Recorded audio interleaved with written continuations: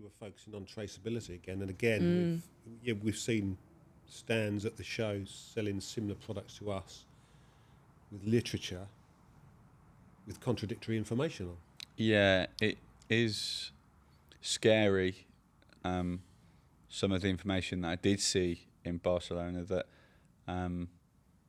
big names. Yeah, that people are declaring things that contradict what they're saying on the back of the brochure. So, I mean, it's maddening, and it puts us in a tricky position because we've always had full transparency with everything like this. And when people are being a bit murky, selling similar products, it just, you think, oh my God, please don't lump us in with them. Yeah, and I think that's the thing, isn't it? We continue to be trusting us, and we offer traceability, and we want to be the partner. But sometimes if some ingredients get bad press, and sadly it happens across multiple products across the industry, it isn't always as it sees. We don't want to be lumped in with those people, and people go, well, plant source D3 or plant source collagen doesn't exist because we heard that X or Y, and then suddenly we get tarnished with the same brush. So it is concerning that in 2026 there is still regulatory compliance issues. Obviously, we still have novel foods and things like that, and there is still an element of regulation, but actually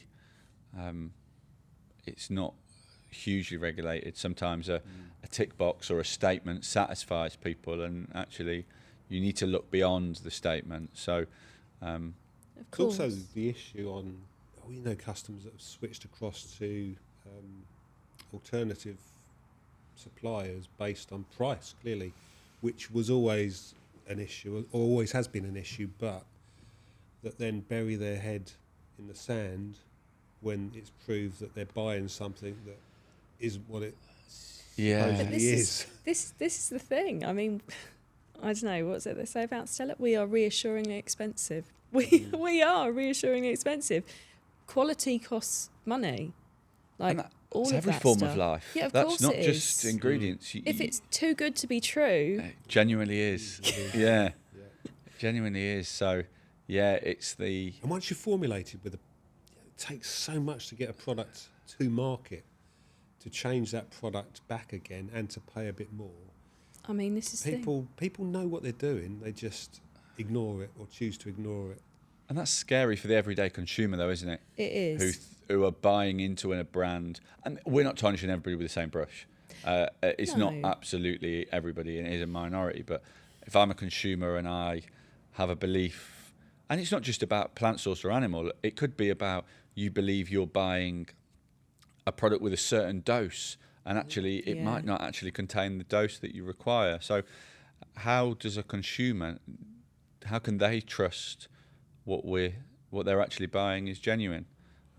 But I think Australia is quite a good example. They have something called the TGA, and all brands and products have to be registered and licensed through the TGA, and you have to get your ingredient approved. So it's quite well regulated, and it's not as like the pharmaceutical industry. But once you have your ingredient listed on the TGA within your finished product, it's very difficult to change that out. It costs you money. So the TGA have approved that. So people aren't necessarily looking then for price. They're looking for the quality, and they want that TGA listing, and it's like, could things like that expand further afield? Yes, there is an element of cost to that. Yeah.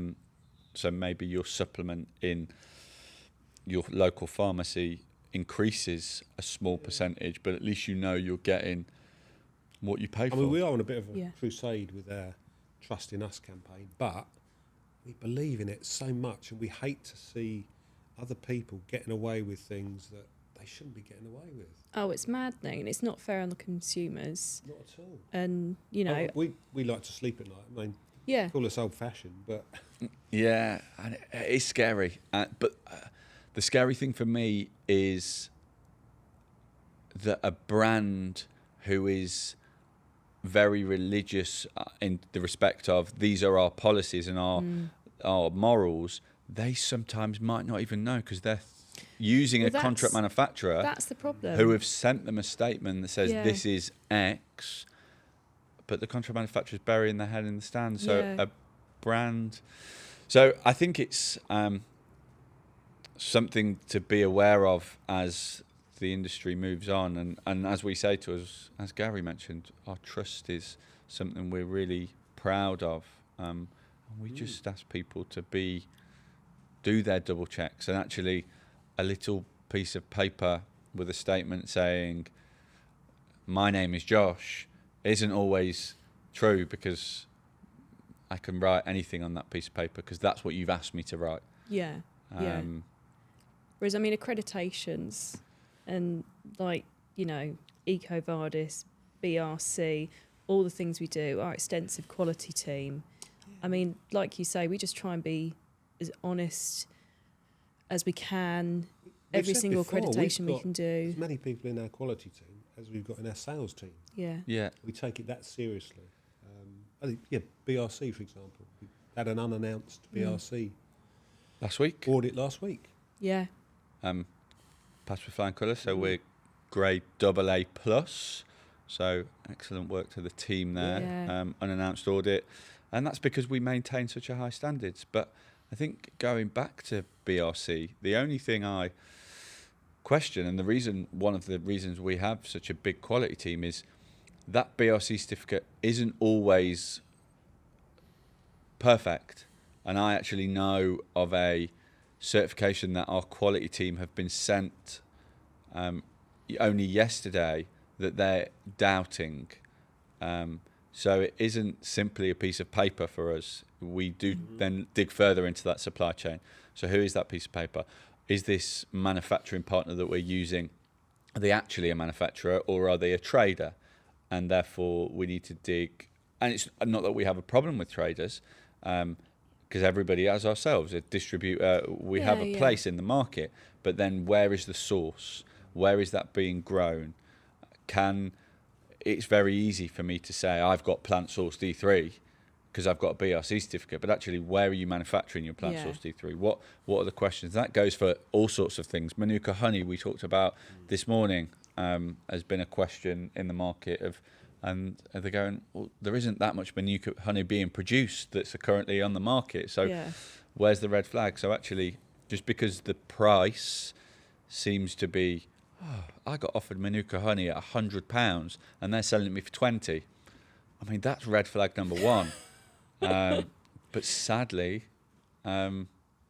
cost still drives a lot of people's pressure on people to get costs down all the time.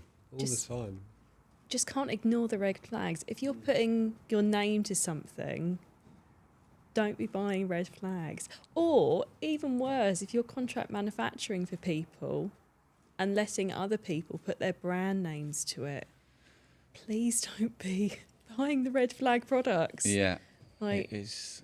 Yeah, it's not that necessarily cheap is bad, because No. pricing is competitive. Of course. But check your supply chains. It's not just a piece of paper and accreditation. Dig deeper into those supply chains, and certainly get comparative information. If I get a quote X is 20 and quote Y is 100, why are they so different?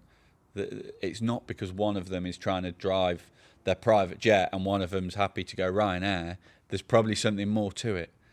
And so you need to find a third quote, and that comes in at 80. You go, right, well, I've got a problem and I need to dig deeper into your supply chain. Yeah, same thing. Yeah, I did check with someone once because someone said, oh, you're wildly more expensive. And I think it was just kind of a random extract or something. And I was like, well, how much are we talking here? And it was, I think they were like 90% cheaper. I think I was quite new, and you said, ask them. Not possible. Yeah, it's just, there's no way. Adulteration. Look into it. Yeah, look at the ratio. I think we were doing 1-to-1 and the other one was like 80-to-1 or something. You're like, well, that makes a lot of sense. It's not like for like. What do they want? Do they want the 1-to-1 or do they want the 80-to-1? Yeah, and that is the thing. There are different, like fish oil capsules. They come in different grades, and plant extracts. You get different extracts. So You need to know you're comparing apples to apples and not apples to oranges. Yeah, and we're quite lucky that we've got a sourcing team in China who we've employed, since I've been with the company, 2014, and they filter most things for us. You can go and ask them to audit a company. They're there on the ground. If we're looking at new sources, we'll send them in. Yeah. As well as going out ourselves every couple of years, Yeah. their quality team out to China. Most things come from China, as we've said before, many times before. You just need to be buying from the right places. This is it. And just having a quality team to triple check everything, and then, you know, and then you find so much stuff comes from China. If you try it, like, I had a customer the other day who said they didn't want anything coming from China. You know, we just think you're going to struggle. Yeah, we've said before, customers that are serious, we'll take them out to China. Come and see some of the facilities we're buying from.